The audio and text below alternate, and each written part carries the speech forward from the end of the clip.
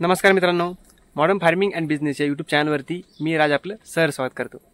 मित्रांनो, खूप जणांचे प्रश्न येत होते की सर शेळी ही हिटवर येण्यासाठी उपाय सांगा, शेळी लवकरात लवकर हिटवर आली पाहिजे।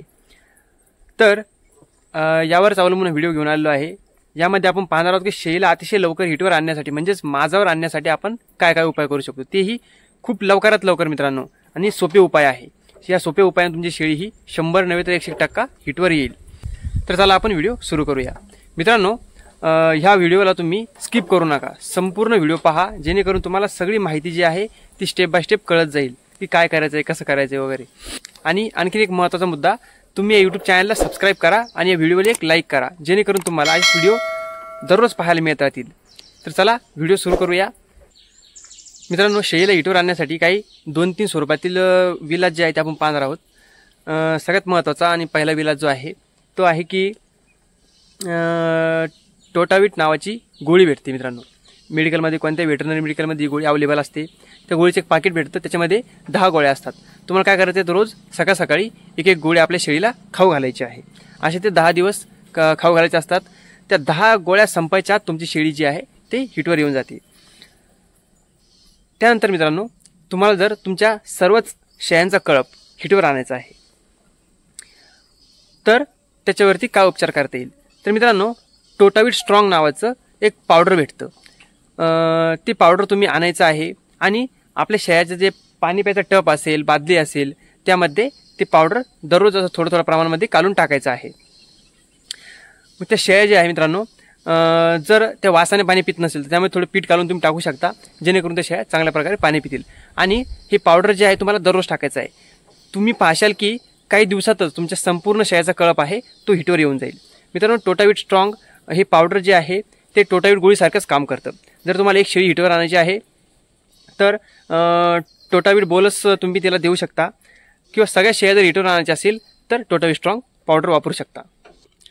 आता तुमच्या मनात प्रश्न असेल की एखादी शेळी जर पहिलेच गाभण गेलेली असेल तर तिला जर हे टोटाविट गोळी किंवा टोटाविट स्ट्रॉंग पावडर दिलं तर ती गाभणणार तर नाही ना? तर नाही मित्रांनो, ह्या पावडरने किंवा गोळीने शेळी ही गाभणत नसते।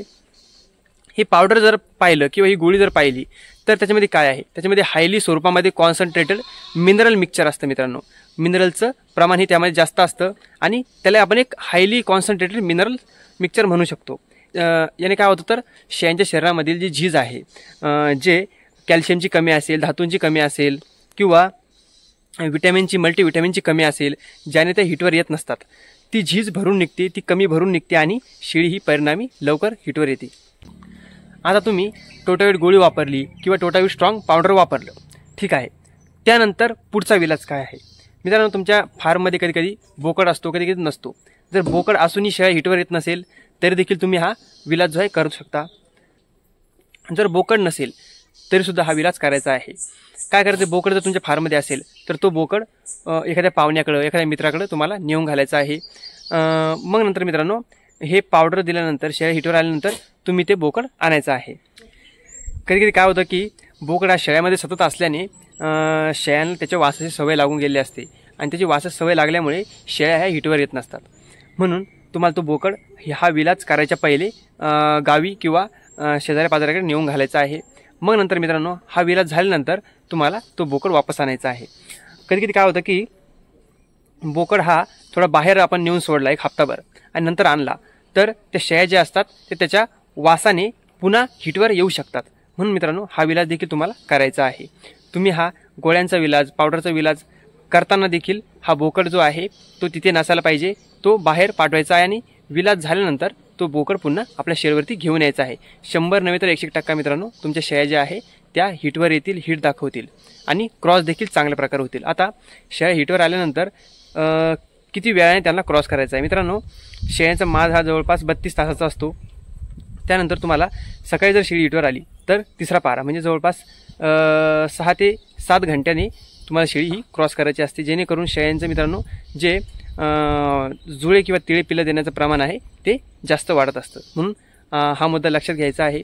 तर चला मित्रांनो, ह्या व्हिडिओमध्ये बस इतकंच। तुम्हाला व्हिडिओ आवडला असेल तर व्हिडिओस लाईक करा, चॅनलवरती नवीन असाल तर नवीन आणि माहितीपूर्ण व्हिडिओसाठी यूट्यूब चॅनलला सबस्क्राईब करा. ह्या व्हिडिओच्या खाली सबस्क्राईब लिहिलेलं आहे, त्याच्यावरती क्लिक करून नंतर बेलचं चिन्ह येईल, घंटेचं चिन्ह येईल, त्याच्यावरती क्लिक करा आणि त्याला ऑलवरती क्लिक करा, जेणेकरून मी जेव्हा व्हिडिओ अपलोड करतो तेव्हा लगेच नोटिफिकेशन थ्रू माहिती तुम्हाला मिळून जाईल.